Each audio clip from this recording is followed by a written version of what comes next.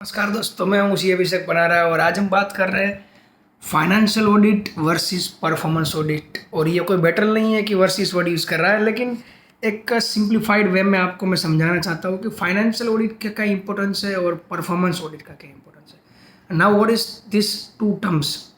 Financial audit is means कि आप जो बिजनेस कर रहे हैं या फिर जो कुछ भी आपने बिजनेस किया हुआ है वो पूरे साल में उसका जो फाइनेंशियल अमाउंट वाइज जो ट्रैक्शन है, अमाउंट वाइज जो फ्रैक्शन है, उसको फाइनेंशियल ऑडिट बोल सकते हैं। कि इतने इतने लाख का, इतने करोड़ रुपए का अपना माल बेचा, इतना करोड़ रुपए का अपना परचेस है, इतना अपना ये है।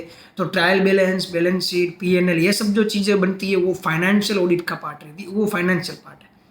लेकिन व्हाट इज परफॉर्मेंस ऑडिट? और ये परफॉर्मेंस ऑडिट शब्द कहाँ से, वर्ड कहाँ से आता है और इसका क्या बेसिकली टर्मिनोलॉजी इसका क्या है? परफॉर्मेंस ऑडिट है आप जो एक्शन ले रहे हैं, एक्शन का रिजल्ट है फाइनेंस, यानी कि इनपुट आपका परफॉर्मेंस है और उसका प्रोसेस हो रहा है और उसका जो आउटपुट मिल रहा है वो फाइनेंस है। अब इसको हम बहुत ज़्यादा डिटेल में समझ सकते हैं, लेकिन मैं आपको ट्राई कर सकता हूँ समझाने की कि परफॉर्मेंस यानी कि डेली आपकी हैबिट क्या है, एज ए एंटरप्रेन्योर आपका जो परफॉर्मेंस है in terms of quality improvement, in terms of training your employees, in terms of getting high qualified people to your work. Performance में कितने मेजर आ सकते हैं, परफॉर्मेंस मेजर कितने, परफॉर्मेंस आपको 10, 15, 20, 50 या 100 तरीके से भी आप इसको मेजर कर सकते हो। तो परफॉर्मेंस मेजरमेंट कितना ज़रूरी है और फाइनेंशियल मेजरमेंट कितना ज़रूरी है। Financial measurement as per the law, as per the income tax act, as per the companies act, it is compulsory to certain institute, not compulsory to certain not institutes. That's fine, वो ठीक है, चलो वो करे ना करे ठीक है। लेकिन performance audit for an entrepreneur, the people who are listening to me, a student, an entrepreneur, it is compulsory for you for a year or for a month, for a 6 month, for a quarter. You can do anything the way you want to do. For a day you can also do. So ये performance आपको कैसे audit करना है, आपका खुद का personal या फिर आपके बिजनेस का, दोनों चीज़ों का हो सकता है। आपकी टीम का भी हो सकता है और आपके टीम के अंडर जो सबऑर्डिनेट्स है, सब कोऑर्डिनेट्स है, उनका भी हो सकता है।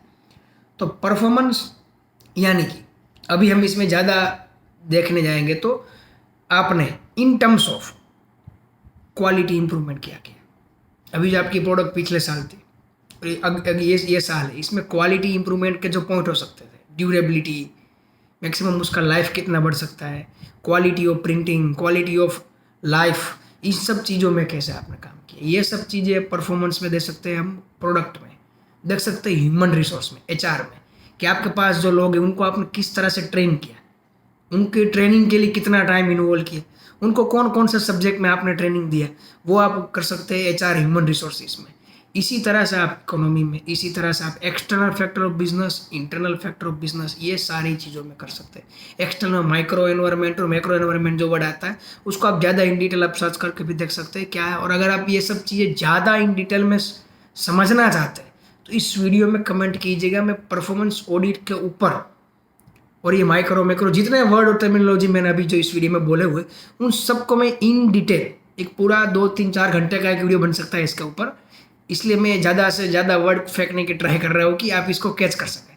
तो फिर आप ये सोचिएगा, what is performance audit and what is financial audit. Basically in literal terms I am telling you, performance audit अगर आप कर रहे हो, अगर आप दिन का कर रहे हो उसको नोट में लिख रहे हो, या फिर एक महीने का कर रहे हो, क्वार्टर का कर रहे हो, या फिर एक साल का भी कर रहे हो, it is must for you.